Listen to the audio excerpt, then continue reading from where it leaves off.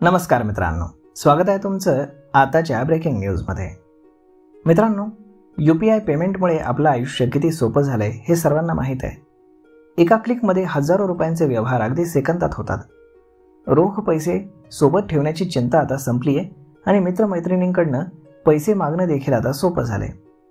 परंतु आता एक मोठी बातमी समोर येते, ते म्हणजेच national payment corporation of India म्हणजेच NPCIनं UPIची person to person collect request सेवा बंद करण्याचा निर्णय घेतलाय। याचा अर्थ 10 ऑक्टोबर 2025 पासून तुम्ही फोनपे, जीपे किंवा कुठल्याही UPI ॲपवरनं तुमच्या मित्रांना किंवा नातेवाईकांना किंवा इतरांना थेट पैसे मागण्याची रिक्वेस्ट पाठवू शकत नाही। समजा तुम्हाला तुमच्या मित्राकडनं 1000 रुपये हवे आहेत, तर आतापर्यंत तुम्ही ॲपवरती त्याची UPI ID टाकून रिक्वेस्ट पाठवत होतात। तो स्वीकारायचा, पिन टाकायचा आणि पैसे तुमच्या खात्यात जमाही व्हायचे।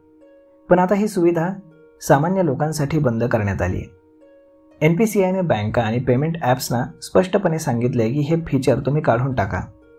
यामागचा उद्देश ऑनलाईन पेमेंट आणखी सुरक्षित करणं हा आहे, कारण काही फसवणूक करणारे लोक या फीचरचा गैरफायदा घेऊन लोकांकडनं पैसे उकळत होते। परंतु मर्चंटसाठी ही सुविधा कायम चालू राहील। म्हणजेच समजा तुम्ही IRCTC वरून तिकीट बुक केल्यास किंवा फ्लिपकार्ट, ॲमेझॉनवरून शॉपिंग केल्यास किंवा नेटफ्लिक्सचं सबस्क्रिप्शन घेतल्यास हे मर्चंट तुम्हाला पेमेंट रिक्वेस्ट पाठवू शकतील। परंतु तुम्ही तुमच्या मित्रालाच रेस्टॉरंटचं बिल शेअर करण्यासाठी रिक्वेस्ट पाठवू शकणार नाही।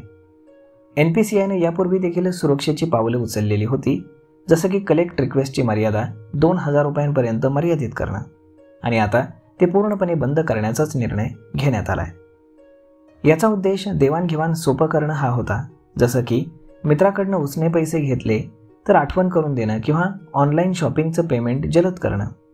परंतु फसवणूक करणाऱ्यांनी याचा गैरवापरच सुरू केला। बनावट रिक्वेस्ट पाठवून लोकांची फसवणूक केली जाऊ लागली। त्यामुळे NPCIने हे कठोर पाऊल उचललेलं आहे। या बदलामुळे दैनंदिन व्यवहार थोडे कठीण होऊ शकतात। उदाहरणार्थ, जर तुम्ही मित्रांसोबत डिनरचं बिल वाटत असाल तर आता रिक्वेस्ट पाठवण्याऐवजी त्यांना स्वतः पेमेंट करायला सांगावं लागेल। परंतु चांगली गोष्ट अशी आहे की यामुळे आता फसवणुकीचे प्रकार कमी होतील। जर तुम्ही UPI वापरत असाल तर आता सावधान राहा। बनावट रिक्वेस्टपासून वाचवण्यासाठी पेमेंट कोणाला जात आहे हे नेहमी तपासा। एकूणच NPCIचं हे पाऊल तुमचे पैसे सुरक्षित ठेवण्याच्या दृष्टीनं फार महत्त्वाचं मानलं जात आहे।